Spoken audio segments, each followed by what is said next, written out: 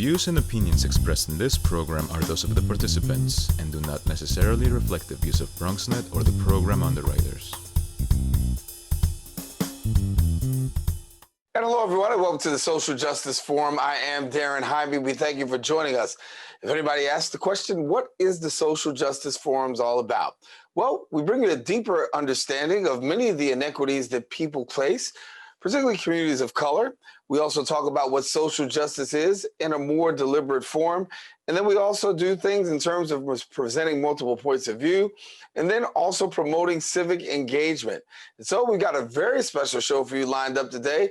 Stay tuned because the Social Justice Forums starts right now.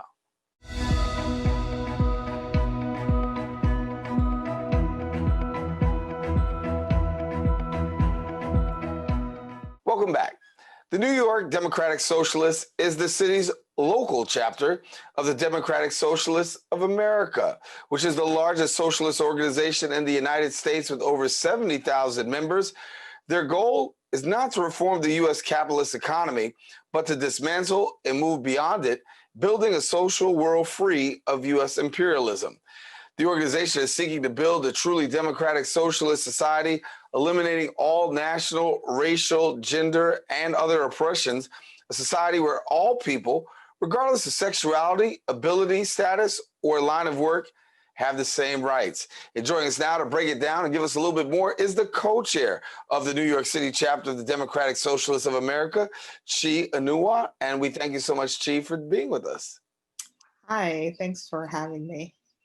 Said a whole lot in the intro, a whole mouthful, but we want to make it real plain for some of our viewers who maybe want to know a little bit more about the Democratic Socialists. So for your perspective, how do you identify and how would you characterize a Democratic Socialist? Yeah, so I would define a Democratic Socialist as someone who supports an economy that is controlled by the people, that is democratically run, for the interests of the common man as opposed to the interests of a small elite or the corporations. And so in the DSA and the Democratic Socialists of America, we are fighting and working towards an economy that where, for example, public goods are actually publicly run. So public goods like healthcare, housing, education are not profit driven. Rather, they are publicly run for the good of the people. We support worker control of the economy. We support greater power for workers in this country. And yeah, I would say quite simply, a Democratic Socialist is someone who wants a country and an economy for the people, by the people. Yeah. And when we look at President-elect Joe Biden now taking office along with Kamala Harris to take office in January, talk to me about how optimistic you are about the agenda and what this actually can mean for you. So I think that, I speak for many people when I say that I'm very relieved. I think we as an organization are very relieved that Donald Trump lost. We're very relieved about that. But we also shouldn't kid ourselves that there isn't a lot of work to be done, even with a Biden administration. Biden and Harris, they ran on a very politically centrist platform. And I think it is the task at hand for the left right now is to push them, exert enough grassroots pressure to push them further to the left on issues like housing and healthcare and racial justice, immigrant justice, and many more issues. Even things like the coronavirus stimulus response. Is something that we really, I think, need to agitate for a stronger stimulus response. And let's walk through a couple of the items on the Democratic ticket right now. I mean, one that was mentioned was that of looking where all Americans would be treated equally, particularly African Americans, blacks. We understand the issue that's been going on for years, prevalent in society, the criminal justice system, the racial injustice that continues to pervade our society, something that Joe Biden spoke to. But from a Democratic Socialist perspective, give me a little bit about your take on racial justice and how you'd like to see things. Yes. So, I think that as socialists, we recognize that, working classes of any race have a common enemy, and that common enemy being, the forces of capital, the 1%. And we see, an important part of advancing racial equity, advancing racial justice is building a multiracial, multi-ethnic working class movement. And so that is a big goal for our organization. And we think that one of the ways we build that movement is by advancing a political program that speaks to the needs of working class people. So a political program that prioritizes, healthcare for all, housing for all, a more livable climate for all, also a platform that, divests from policing and prisons and invests in, the things that people need to have a more dignified life. So we think, yeah, I think that's a big part of our racial justice agenda. And, I think that the Biden administration, doesn't really go far enough in its racial justice agenda. And I think this is something that the left is going to really have to push the administration on. And, my hope is that some of the political formations that have emerged as a result of the racial justice uprising of the summer, my hope is that some of those formations can continue and can continue to grow and really, help us build a stronger left that can exert the grassroots pressure needed to pressure this administration. Yeah. Do you think the grassroots is going to really make that difference? I mean, obviously, we know that when it comes to the election, that African Americans played a huge part in seeing Joe Biden and Kamala Harris across the finish line. When we look at Atlanta, of course, we talk about the contribution of Stacey Abrams. You could talk about Philadelphia and what was carried there. You could talk about Michigan, and we could talk about Detroit.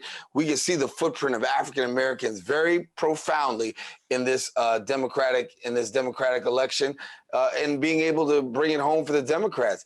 What do you see happening by way of being able to, have the voice amplified?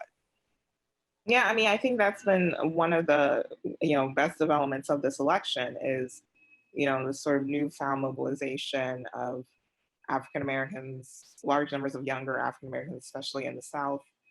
I think that for a long time, the Democratic Party not really done their due diligence in appealing to these voters or expanding its electorate and getting new voters into its bloc.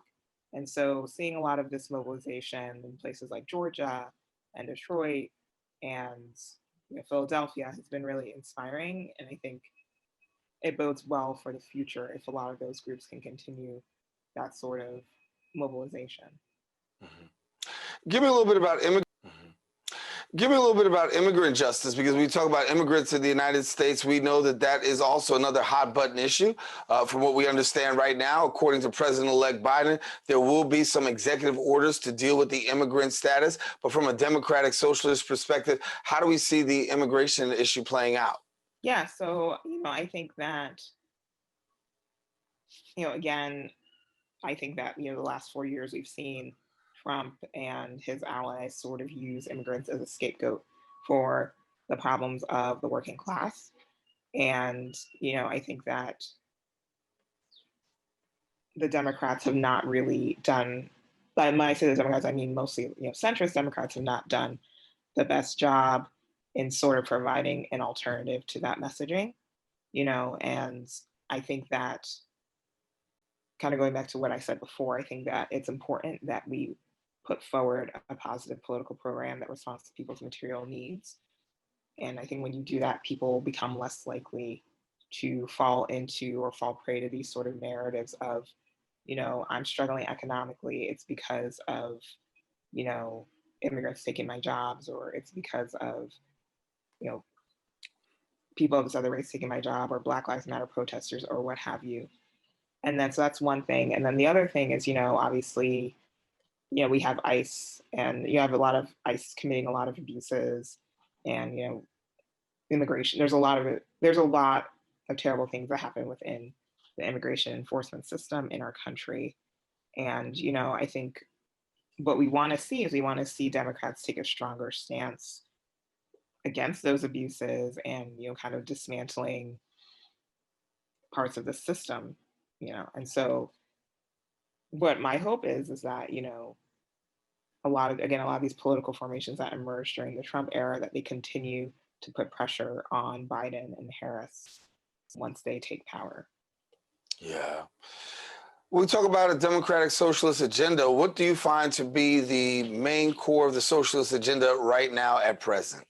Yeah, so I would say the main core of the democratic socialist agenda is, you know, we want a political program, a political system that really centers the needs and the interests of the working class, that really centers the needs and the interests of workers, not the bosses, not the corporations. And so, you know, I think the way that we see, the way that we've chosen to kind of execute that vision as an organization is prioritizing things like universal healthcare in the form of single payer healthcare, like Medicare for all, you know, supporting things like a homes guarantee and rent cancellation in the area of housing, and then also supporting a Green New Deal for a more livable climate, and, you know, supporting um, divestment from police and mass incarceration. And so those are, I guess, all the programmatic policy areas that we're focused on as the DSA, but that's all in service of a broader vision of, oh, I guess I forgot one important plank is also, you know, rank and file labor organizing. So getting more people to organize unions in their workplaces, and also to make unions that they're already a part of, you know, more responsive to the needs and desires of rank and file union members. So yeah, those are all kind of the policy areas that we were focused on, but policy and organizing areas, but they're all in the service of a broader vision of an economy that works for the many and not the few. How do you counter the critics? And you know, everybody has critics, but there'll be critics who say, "Listen, you know, when it comes to socialism, understand some of the principles, but just a little bit too extreme." How do you counter your critics who say, "When it comes to socialism, it's not American, it's too extreme"? Yeah, I would counter that with a few different points. First of all, not true that it's not American. There's actually a rich history of socialist organizing in the United States that we don't really learn about that most of us don't really learn about growing up. And I mean, we don't learn about that growing up because of, you know, the history of the Cold War. You know, I think the propaganda of the Cold War impacted a lot of what we learn about American history. But, you know, there have been many, you know, noteworthy socialists throughout American history. And it's through the work of those socialists that we have, you know, the social safety net and labor protections that we have today, although, you know, they are limited compared to our peers in the industrialized world. The other thing is that, you know, I would say to someone who thinks that socialism might be too extreme is, you know, I think the status quo that we have right now is also pretty extreme, right? Like, it's pretty extreme that so many people, you know, are housing insecure, so many people are facing homelessness, so many people can't afford health care. You know, it's November right now in New York City and it's 70 degrees, right? Like, this is not a sustainable economic system. And so what do we have to lose by trying something different? And then the other thing is, you know, I don't actually think socialism is that extreme anymore.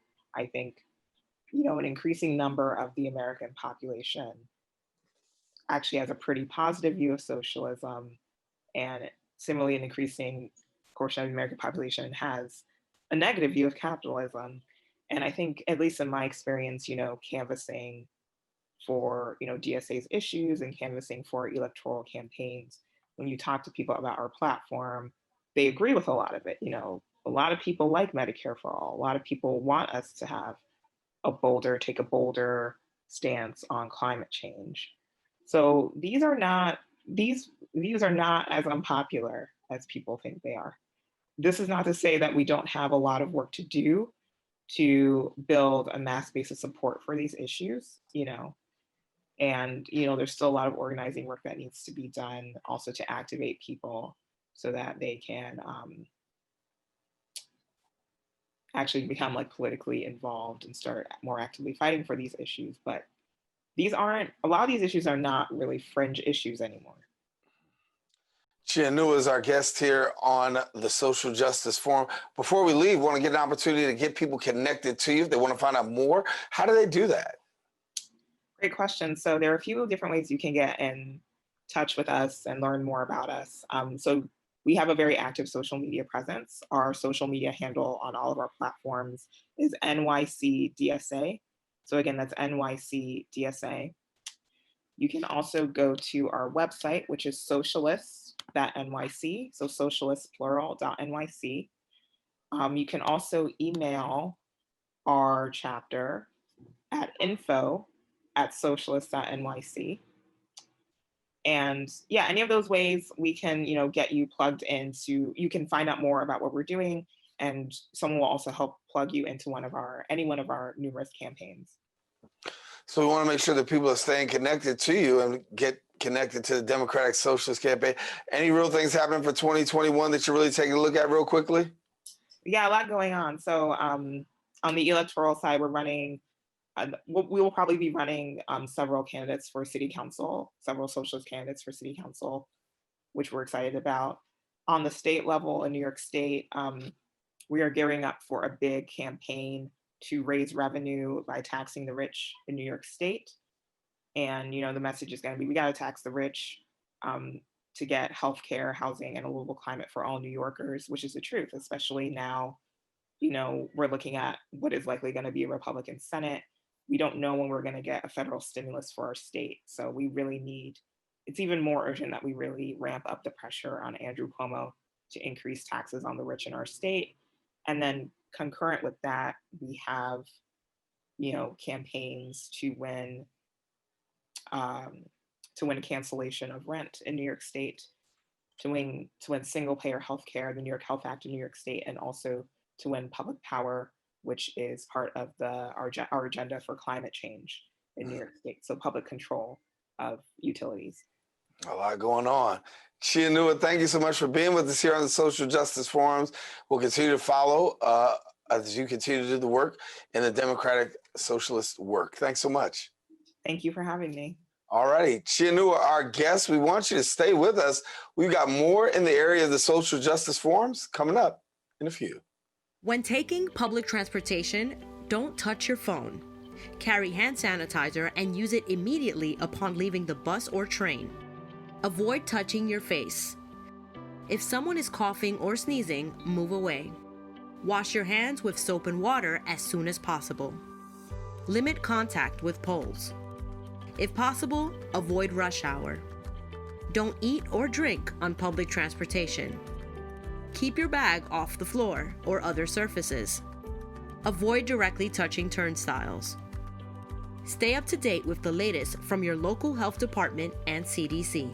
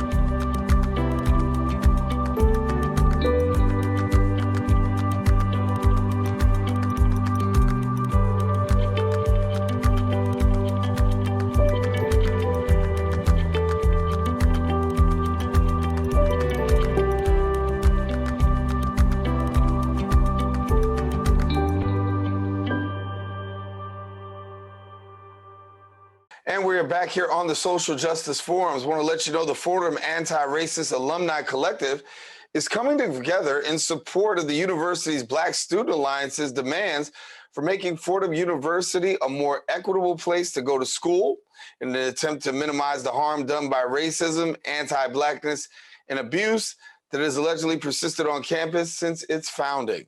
As a group, their number one value and purpose is to center Black voices and specifically to uplift and support the voices of Black students and alumni of Fordham, both in the current national movement and then also the movement for Black lives and moving forward. Here to provide more information is the Fordham University's Black Student Alliance President, Diontay Santiago. And then we've also got the Vice President, Miranda Rydel, and we welcome you here to the Social Justice Forum. Thank you for having us. Thank you.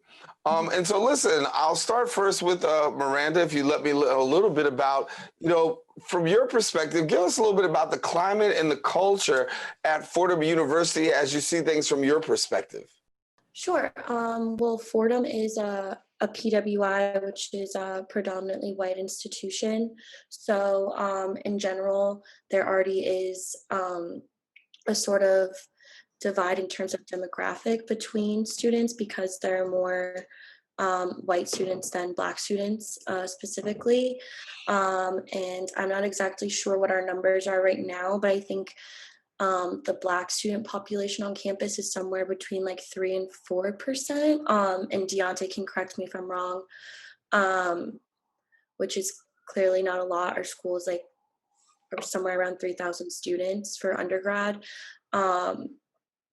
So yeah, that's kind of what it looks like. So our club is quite small just because of the fact that there aren't a lot of Black students on campus. And I think especially recently, given the, political scheme pre this recent election, it's been more difficult because I think a lot of white students have been emboldened to be more like openly racist and discriminatory towards Black students and students of color. So I think that answers your question. Let me know if I missed a part. Oh, you hit. And Diontay, I'll let you jump in a little bit as we talk about what is going on campus right now. As a student, how do you feel as a student of color? How do you feel amidst the student population being a minority? For my last 4 years at Fordham University, me and Miranda are seniors right now, so we're about to be on our way out. But my last 4 years at Fordham University were a little bit tumultuous, to say the least. As Miranda had pointed out, the demographics are about approximately 4% Black students on the campus that is located in the middle of the Bronx, which is somewhat of a jarring juxtaposition, like being somebody who's also from the Bronx myself, the clashing culture that was presented here at home in the Bronx versus, a PWI that's in the middle of my community was somewhat, I would say, for lack of better terms, it caught me out of it was like being a fish out of the water. It caught me off guard, Yeah. So as my time on campus has proceeded, I've definitely seen, I've seen a lot of microaggressions, it's never anything. Oh, I mean, it definitely was overt at certain points in times, there's definitely examples. You guys could Google them, like 2016, somebody had a racial slur and carved on their door, like their dorm door and stuff like that. Those things have happened at the campus, but it's more so about the culture of the campus as presented, as opposed to overt, and that's how it's going to be at most PWIs across the whole entire country. There's this subtlety to the way that there's certain ideas and certain thought patterns that are kind of presented that do kind of, for lack of better terms, like I said earlier, they perpetuate, stereotypes, or they perpetuate certain things that have people think lesser of not just minority students in general, but of the population that they're kind of like inhabiting. You in the Bronx, people talk down on people from the Bronx, they're talking down on all minorities. This is one of the most heterogeneous cities in the whole entire country, so it's just a lot of negative attitudes and stereotypes toward minorities, probably by people who've never really been around them, Right. So Right. And so to talk about the issue of race, to address the issue of race on the campus, what has been the response from administration when these allegations are coming forward? And what's been the response of the administration when you've laid these things out about the culture and the climate? As far as our work, which Diontay and I, assumed these positions for the fall semester. So we started kind of doing the work over the summer, and that's when there was a lot of turmoil in the country in terms of like police brutality, coronavirus disproportionately affecting Black communities, all those things. So we definitely were thrown into I'd say an important time in terms of communication with the university. So the reason we're here is because of the demands, which have been a really big part of our communication with administration. I'd say Diontay can also correct me if I'm wrong. I know right now we're at about like 3 of the 11 demands being addressed. And we're still in conversation with administration about addressing the rest of the demands. So I think we're, the bar, unfortunately, is very low in terms of our administration doing things to make life better for Black students and students of color on campus. So 3 demands for us being addressed is an exciting thing, but we also know that there's a lot more that we need to do. And in our conversation with admin over the summer, I think they expressed to us that they were aware of the demands, but their priority was with opening campus back up rather than making, to put it bluntly, than making Black students feel comfortable and supported on campus. And since campus is open back up and they've been able to do that, we're definitely pushing more and just really holding them accountable to these conversations that they said that they would be willing to have with us. So they are responding, I guess, to answer your question more directly. But I personally think that much more can be done. This is kind of a it's like a satisfactory response, like a C in terms of like a grading scale, maybe not even. There's definitely much more that they could do. And I think that we're really understanding too of the times we're in a pandemic. So like, obviously there's more on their plate as well, but there's not really an excuse to not at least have these conversations with us more frequently. And, And Diontay, I know that one of the things is talking about also bolstering the list of demands that's actually been given to Fordham University. I wanted to get your perspective on a couple of those demands and see what you thought as we continue. I know one of the demands is talking about, acknowledging and unpacking the public safety's ties to police, as the University of Minnesota has done with the MPD. And that's, of course, in response to the George Floyd murder, as we know it to be. Talk to us a little bit about this, because Fordham University does not have a written contract with the MPD. With the New York City Police Department. However, the Public Safety Department does hire ex-NYPD officers, and that does make, from your perspective, Black students a little bit more in the area of concern, because the NYPD has a history, you say, allegedly of brutalizing, not allegedly, but definitely of brutalizing Black and brown communities. Let's talk about this for a moment. When you look at that and you unpack that, pretty much what we're saying is, listen, if you're going to hire people, we don't need former police officers. But then the question is, if you don't hire former police officers, who do you hire as a part to handle this? We actually had a conversation with public safety in regards to this topic, actually. And the only response that we really had gotten in regards to it was that they don't have ties to the NYPD. That they kind of just like work together with them whenever it comes to like officially reporting things. So for example, if a crime happened, they'd report to NYPD for that. But as you said, it is kind of known that Fordham University does hire a lot of ex-NYPD, in regards to to who they could hire and to make like better relations for the community and such. I definitely could say that like there are alternatives, like exploring the alternatives that other schools haven't explored. Like, the fact that Minnesota University was able to kind of cut the ties with MPD and move forward with their own like public safety forces, whether it be like through contracted security guards and such, like Allied Universal, who we already have as security guards at each gate on the campus, So those are the things that I guess we can move forward with. But if the school, when we speak to them, they say that there are no ties. So there's not much that we really, like, past that conversation, there wasn't much that we could really do in regards to that, because obviously, like, the power structure is like, we are just students. So, Right. But when you talk about students, I mean, obviously you guys have a voice and you've raised your voice. You talk about NYPD and, and having that as far as security officers, looking at the NYPD situation, but you've also raised your voice about administrative concerns as well, looking for more diversity inside the administrative process of Fordham University.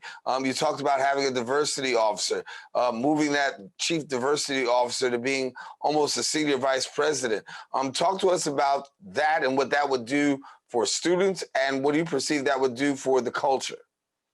Funny enough that we mentioned that, I actually am a fellow for the Chief Diversity Officer. So like I'm one of his employees. I work in his office, and shout out Rafael Zapata. He's a great guy, and I think he does a lot of good work at Fordham University when it comes to kind of trying to shift the culture. I would say that putting him in a higher position, which is like, what we propose, and like hopefully like, something comes of that, putting him in a higher position is going to directly influence the kind of decisions that the school makes in regards to what they do for students of color, minority students, however you want to phrase it, because that's one of the biggest things that we were trying to get at when we put out this list of demands, is that we need a culture shift at Fordham University. Like all the things that we suggested to implement aren't necessarily like policies that have to be put in as like rules and stuff. You mentioned diversifying administration, which is just about the same percentage probably as the students, but also diversifying faculty, and getting them from all intersectionalities of, the Black community, those kind of things. Seeing representation, for like students seeing representation in higher positions is important, not only for building confidence, but also for building relationships between these students and the administration, and like kind of facilitating things for students of color, So I think putting somebody like Rafael Zapata, the Chief Diversity Officer, into a higher position in which like he could probably influence things a little bit more is important to making students of color more comfortable on the campus, And Yeah. seeing those people in those positions is just important for people to see, Yeah. Miranda, tell me about this, because you talk about being seniors, rising seniors out of here, hopefully graduating in a little while. Legacy, right? You guys have some work to do after you guys have graduated. Are you confident that after graduation and after you guys graduate, that the ball doesn't get dropped in these particular areas? I think something that Diontay and I are trying really hard to do is to lay the groundwork for these conversations to continue to happen once we graduate. And that's something that we have been trying to work with our e-board on. Right now it is mainly us and our secretary in the conversations, but as we move into the next semester, we kind of start to transition leadership a little bit. And so that's something that we really hope to leave with our the rest of the e-board. We're trying to like get our foot in the door so that it's easier for them to like schedule those meetings and actually have those meetings in the future. So legacy is something that Diontay and I have been really focused on. I'm sorry, I didn't get the second part of your question. No, just making sure that the legacy carries on, because I think, once students graduate and you've gone on, the ones that are behind are left to kind of like carry the load and pick up the mantle. And is there enough confidence that you have that those who are coming behind will be able to pick up the mantle, have these conversations, be able to deal with a lot of these issues that you guys are dealing with? Because while you may move on, the systemic racism and the things that go on, sometimes they don't go, well, not sometimes, they don't go away. Yeah, I definitely get that. I mean, I can't speak for Diontay, but I'm very confident that the board's going to be able to continue to make progress, make even more progress than we've made. They are beyond capable And I'm actually really excited and hopeful to see the work that they do. Diontay and I too are gonna make sure that, we keep an open line of communication with all of them, as support systems, but also just like logistical questions and things that they might have about continuing this work and these conversations. So I'm really confident and excited to see what they're going to do when we graduate in the spring. Yeah. Well, Diontay, talk to me about COVID-19. Obviously, a lot of people have been impacted by COVID-19 on campus life, and with campus life being the way that it is with COVID-19, how optimistic are you that some of these demands and things will actually be able to be met, carried out, and executed, given the fact that, the university is having its own challenges there? That's a great question because, we actually had like conversations surrounding that. It's difficult to ask a university who might be going through like, budget deficits and such. We already know that Fordham is going through like a process of hiring freeze and such because of all the financial issues that they're having thanks to COVID-19. Well, not thanks, due to COVID-19, So I understand the difficulties,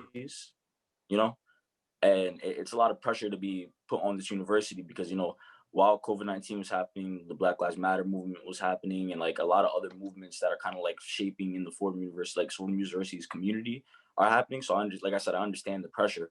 However, these are issues that existed before COVID-19, so these are things that have to be addressed and kind of fixed. I'm expecting slow progress, but I mean, I'm just an optimist in general. So, I'm expecting progress in general. Like I'm hopeful to a degree, within this last year, like Miranda said, 3 out of the 11 were addressed. I feel like before illicit demands even came out, even if they did come out, none of them would have been addressed. And like that's just talking from the perspective and like the mindset that I understood that some administrators had. I'm a student in the Gabelli School of Business, and I remember once I sat in a meeting with some administration who were talking about, administration faculty and such, who were talking about like diversity statistics. And somebody was like, hey, like the school is about 60% white students. So, isn't that good? That's like, that's like approximately what the nation is, until another faculty member had pointed out like, hey, it's only 4% Black students. So that's not accurate, So it's like, I understood like the mindset before, like a lot of these issues that came about weren't necessarily about addressing and fixing. I believe that now, because like it's been so much more of an issue, the university does have its eyes on it. And while progress might be slow, I believe progress is going to happen. Like Miranda said, like we've been sitting in a lot of conversations with them, and things are getting addressed slowly but surely, I believe. And as long as, like you had mentioned, Daren, like these conversations continue in the future and a legacy is instilled that kind of brings about the culture of continuing these conversations that students continue to engage in, I think we'll be fine. But like you said, as long as the ball doesn't drop here, everything will be good, if you ask me. All righty. Well, we got to leave it there, but thank you guys for joining us and sharing with us. I think it's important that we understand what's going on at Fordham University. It's very important. And best wishes to the work that you're doing, the work you're doing in class as well, and then also your upcoming graduation. So please stay safe and also keep us informed. Gotcha. Thank you for having us again. No, thank you. Diontay, Miranda, thanks so much. Yeah, thank you. All righty, going to take a quick break here on the Social Justice Forums. We'll be right back right after this.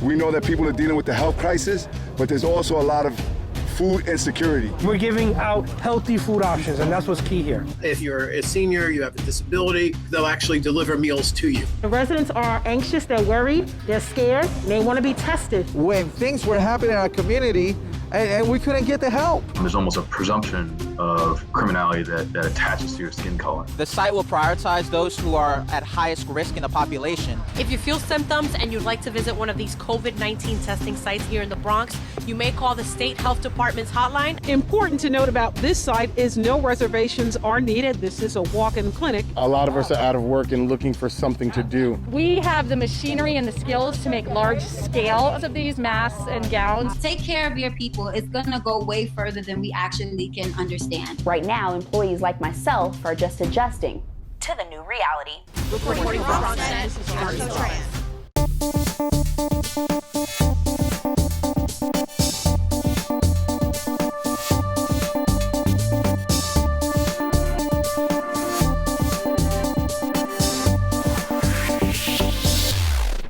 most at risk for coronavirus: people over 65, people with underlying medical conditions like heart disease, chronic lung disease, asthma, diabetes, people undergoing cancer treatment, and people with weakened immune systems.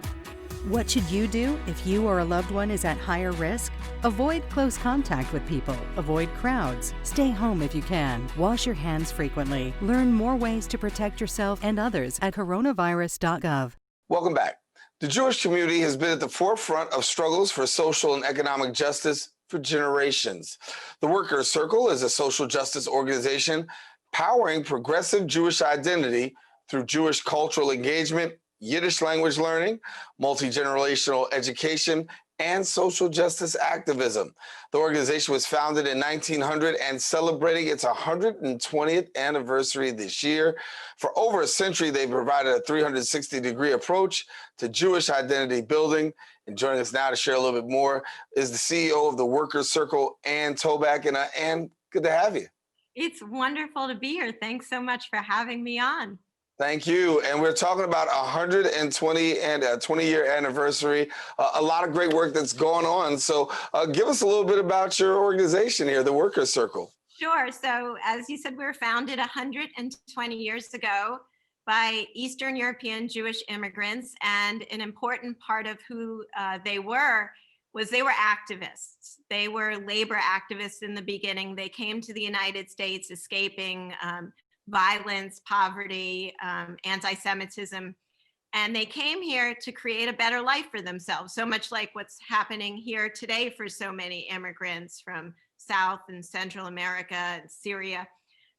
They came to a country that the streets weren't paved with gold like some of the legends had it. And they quickly found themselves in a place where they were in poorly paid jobs that were with unsafe conditions, terrible housing. And what they did was they banded together. They formed a collective community, then the Workmen's Circle, Arbiter Ring in Yiddish. They were Yiddish speakers. And they came together and became very much a part of the beginning of the American labor movement and fought many of the early battles for collective activist engagement of workers. And our organization was at first a mutual aid organization and really became this social justice organization in 2020. We continue to be inspired by our founders' activism today. Yeah. And talk about the work of social justice. As we talk about social justice as it appears today, a lot of work that still needs to be done. Let's talk about the levels of engagement and what exactly you're engaged in. Yeah, sure. My pleasure. So what we've been trying to do is really build on our history and use it as an inspiration today. So immigrant rights is very much at our forefront. We've been very involved in fighting the public charge rule, which is simply put a racist wealth test used to keep immigrants out of the country, many immigrants of color, and also being used as a campaign of terror amongst immigrants here today, making them afraid to access benefits, especially nutrition and healthcare that they're entitled to, under the threat that by accessing these benefits, they'll prevent themselves from becoming citizens. So that's been very much a part of our activism today. We also are very much engaged in fighting to make sure COVID relief bills include immigrant workers, many of whom are essential workers, such as farm workers, who are helping us today, and yet their lives are not being valued as much as their work. So we've been fighting to make sure immigrants are included in COVID relief. We're also involved in minimum wage fights, the fight for 15, which we were very much a part of for years. We've been involved in the Green Light New York campaign, which was a pathway to driver's licenses. And this year and in the future, one of our major campaigns is voter rights and making sure that every American has a clear pathway to vote. So as we look forward, we are very much looking at being a part of a coalition across the country to end systemic racism. And one way is to be a part of the 21st century civil rights movement, making sure all voters can vote. So when we talk about COVID-19 right now, and we talk about the social justice movement, talk about COVID-19 and how it's impacted your social justice work. Because for a lot of people, they still have boots on the ground doing the work, but just have had to kind of like retool. So what's it been like for you? It's been interesting, both a challenge and we found we have an expanded platform to reach people. On one hand, you're seeing me from my home. And most of our organization is 100% remote working right now. And that's a frustration. I mean, to be really honest, one of my favorite places is in the streets with people, running campaigns that are boots on the ground. But the other part is many of our members have more time on their hands. They're online. So many people have learned how to communicate using Zoom. We've created working groups that are now having online virtual visits with members of the Senate and the House and local politicians, elected officials. We are finding endless ways to advocate for change that are effective and keeping our work alive and thriving even through COVID-19. And so as we look forward to what we're doing, I mean, in the near future, 2021, obviously a lot of things have happened. We've got a new president-elect. How does that dictate what you do in terms of the work that's going on? Are you more optimistic for programs and the things that you have to get some more support, or does things just stay the same? Well, things can't stay the same. I mean, that's our position, and it's been our position for 120 years. It's a blessing and a curse, but you know, activism is always going to be needed, and I think that's right. Something we accept. You know, you wish that you could create that perfect world. We have a saying in Yiddish, "A schöner und bessere Welt für alle," a better world for all. It's aspirational, and it's something we aspire to by working. And no matter who's in the White House, we're going to have to work. And I think if nothing else, that's been made clear by the last 4 years, and it's clear to us for the next 4 years. We certainly hope President-elect Biden and Vice President-elect Harris are going to be partners in a positive change. And we're excited to be working with a new administration and seeing what we can accomplish, but we can't take our rights for granted. We have to work for change. And I think that's a lifetime commitment we all need to make, and we certainly are making. Yeah, let me transition and talk about that, you know, that commitment to change. Let me talk about the public charge. I know a little bit about it, but educate our viewers a little bit about your public charge.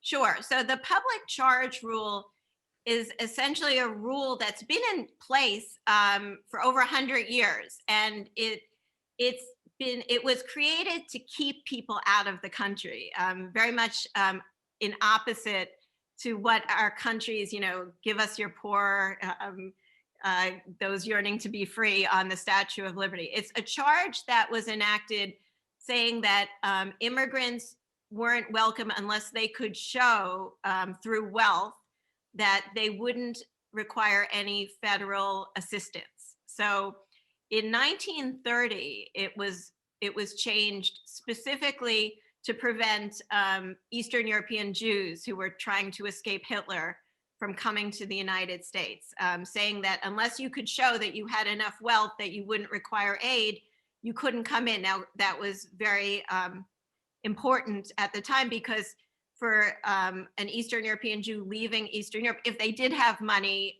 they weren't allowed to leave with it. The concept was you could leave, but your money stayed behind. So they were effectively prevented from escaping at a critical moment, and the Holocaust was what happened, and we know how millions of people were killed.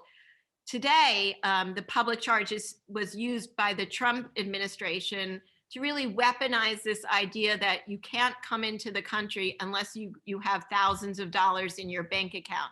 I believe something that about 60% of the United States population don't have savings that would allow them to come in through public charge. They would be prohibited from entering the United States had they been in another country by virtue of not having enough savings. And you can only imagine immigrants and refugees who are escaping violence, persecution, poverty.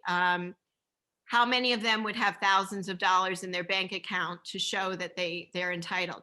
But what's even more insidious about this public charge rule that has been rewritten in the last years is that it's intentionally being used as a campaign of misinformation for immigrants who are here today, immigrants who are applying for citizenship in the United States, many of whom are those essential workers I was talking about. There's been a campaign of misinformation that says if you access public services such as meals, there's misinformation that says that if kids accept free breakfast or free lunch in their schools, that their families may be denied citizenship in their quest for U.S. citizenship. So families are telling their children not to access free lunches and free breakfasts in their schools because they're afraid that doing so will be counter to the public charge rule. It's a lie.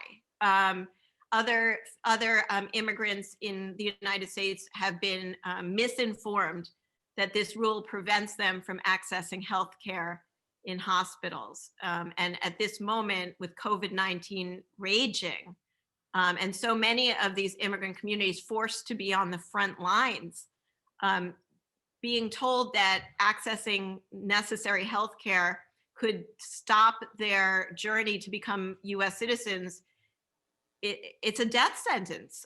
It's creating a public health crisis. So the public charge rule is both punitive and a racist wealth test, and it's also a campaign of terror against the immigrants who are here in the United States today. And we believe it needs to be repealed. We need to eliminate this weaponized rule permanently, but that will have to happen through legislation in the future. Right now, what's critical is for immigrants to call organizations like the New York Immigration Coalition and find out more about the public charge, learn about what it does and what it doesn't do, and make sure you understand you're entitled to certain benefits and they will not impact your pathway to citizenship. So talk to us about future plans. I mean, as we're getting towards the end, we're almost towards the end of 2020, getting ready to move into 2021. What do you see at the forefront of your agenda moving forward? Well, we continue around immigrant rights. We still have ICE punitively impacting immigrants in our country and posing enormous threats to people's welfare. But one of our big focuses of 2021 and beyond is voter rights, in particular, the John Lewis Voter Rights Advancement Act. We are looking back to this past election and elections in just the last few years and seeing extreme cases of voter purges, difficulty people have had voting. And just this year, we were very involved with partner organizations in the South, helping different communities, especially communities of color, access their right to vote and create voter plans. In many cases, voting, the polls were moved farther away from people. People needed to understand how they could access the polls, whether or not their absentee ballot, how it was to be filled out. We really want to focus on making sure that there's legislation in place so that in the future, every American has a clear and simple pathway to vote and the sense that their vote will count. I mean, that's been one of the great successes of this last election is we've seen record numbers of people voting and people saying we want our voice to be heard. We want to be a part of the movement to make sure that people continue to have access to voting and we make it easier for people to access their right to vote and have a security to know that their vote will continue to count. Yeah. Were you satisfied with the voter turnout here? I was pleased. I've been pleased with the voter turnout across the country. I want to mention something that I hope we all recognize, which is we're looking at so many heroes of voting, people who've been organizing for years, making sure people get out there and vote. And something the Workers' Circle has been celebrating since the early 1900s is that it's a community. It's the collective that brings about change. So even as we celebrate some of the activists who've brought out the vote this year, let's remember it's the voters. It's the millions and millions of people who came out even in the midst of COVID-19, be it through absentee ballots, dropping off their ballots, or voting in person. Some of them waiting on lines for a full day against all odds, and they're the heroes. The heroes are the people, and that's really intrinsic to the Workers' Circle. We were founded by people. Something we talk about now at our 120th is we were founded by a large group of people. We constantly get phone calls from people saying, my grandfather, my great-grandfather was a founder, my grandmother was a founder. It's the people who make change, and I'm excited by the vote because it's the people who voted, led by some amazing organizers, make no mistake, but I'm excited for the people of the United States who turned out this year of all years. Yeah, I'm extremely excited for what we saw throughout the course of this whole voting process. And for people who voted, no matter who you voted for, the massive voter turnout really was tremendous. And it says a lot about our American democracy and the suspense that we had to endure waiting from a Tuesday all the way up until Saturday to determine. So a lot to go back and reflect on, and ultimately historical. And thank you so much for being with us. Thank you. It's been my absolute pleasure. And I hope we keep in touch and keep building democracy and keep making change. You got an open door here, and certainly we'd love to have you come back. That's wonderful. If I could just put in a plug, come to circle.org or come look for us on Facebook, Workers' Circle, and Twitter. And we'd love to have people join us. We are engaging thousands of people to help change the world. All righty. Well, Ann Toback, thank you so much for being with us here on the Social Justice Forum. And I want to tell our viewers that unfortunately we are out of show. That comes to the end. We hope that you enjoyed this week's discussion, bring you news, information on social justice that I hope that you can become active and do your part in terms of civic engagement. Now, you can catch the recablecast here on BronxNet Television. And then also, if you want to find out more about the show, don't hesitate to go to BronxNet.org. Join us next week when we up the ante, increase the conversation, and we bring you more exciting people here on the Social Justice Forums. I'm Daren. Jaime say take care, God bless, and we will talk to you soon.